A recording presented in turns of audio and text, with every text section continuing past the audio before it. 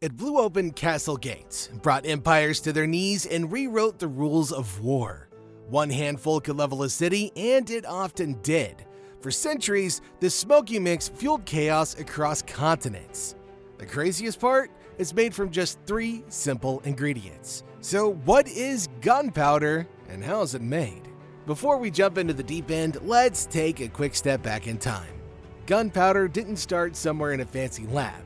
It was born by accident in ancient China, way back in the 9th century during the Tang Dynasty. Alchemists were chasing something incredibly different, the secret to eternal life. Instead, they mixed a few strange ingredients and got something explosive. At first, the Chinese used it for fireworks to scare off evil spirits. But it didn't take long for them to realize its power could do a lot more than light up the sky.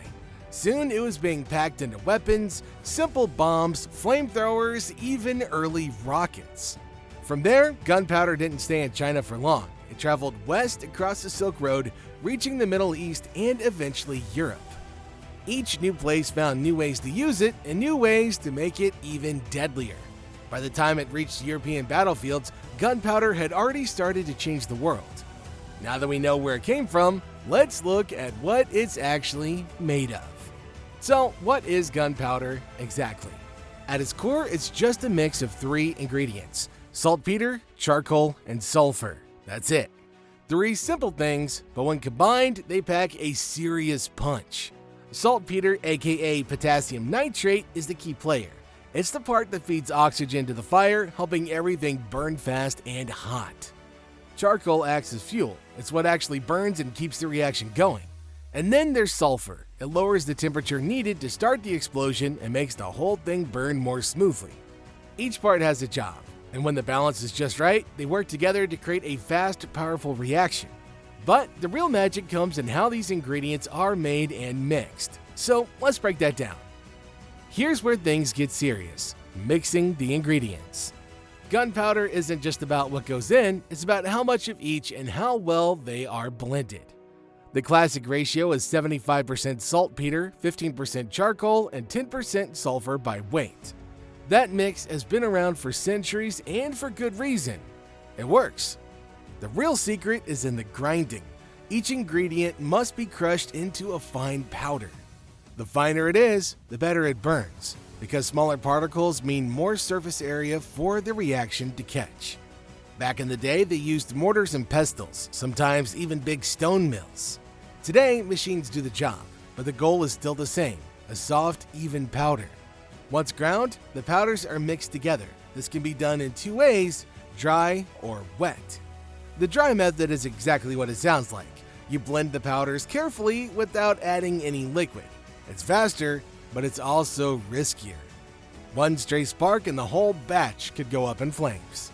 The wet method is safer. It involves adding water or alcohol to dampen the mix. This keeps the dust down and reduces the risk of ignition during mixing. Once everything's combined, the wet mixture is dried out before moving to the next step. Precision here is everything. Too coarse and it burns unevenly. Too damp and it won't ignite properly. Too rough with the mixing and boom!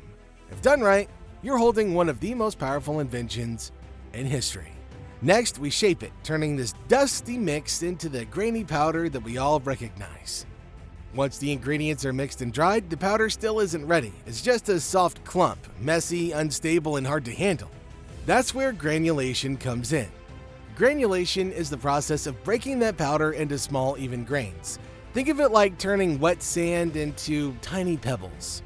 These grains help the gunpowder burn more smoothly and predictably. Smaller grains burn faster, great for firearms. Bigger ones burn slower, better for cannons or blasting rock. Size matters, depending on the job. To get the right texture, the dried mix is crumbled and sifted through a screen. The goal is to end up with grains about 1 to 3 millimeters wide. Not too fine, not too chunky, just right for a clean, controlled burn. But we're not done yet. There's still one more step coming. Corning means pressing the powder into hard cakes, then breaking it up again. It sounds kinda weird, but it works. This step makes the grains tougher and more uniform. It also helps stabilize the powder, making it safer to store, move, and to use. Once the grains are shaped and dried a final time, the gunpowder is ready to go. But even now, make no mistake, it's still dangerous. That's why the final step is just as important, storing it safely. After granulation and corning, the gunpowder still needs one last thing: proper drying. Even a little moisture can ruin its power. Wet gunpowder won't burn right or at all.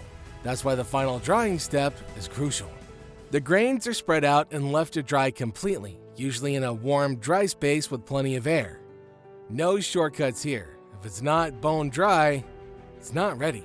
Now comes storage. Back in the day, they used wooden barrels or metal canisters, often stored in separate buildings called powder magazines, just in case something went wrong.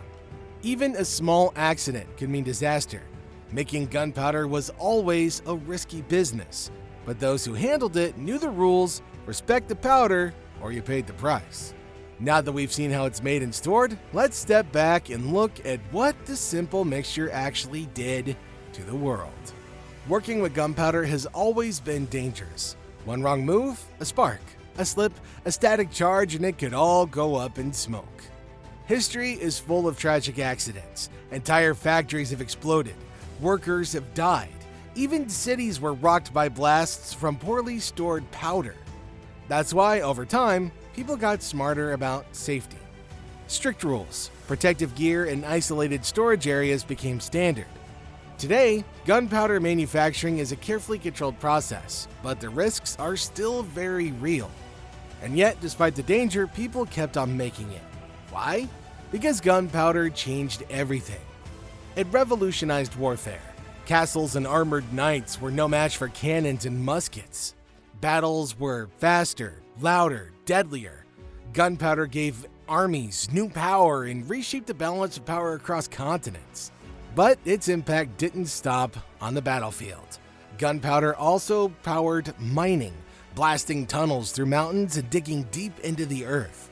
It made large-scale construction possible, and of course, it gave us fireworks.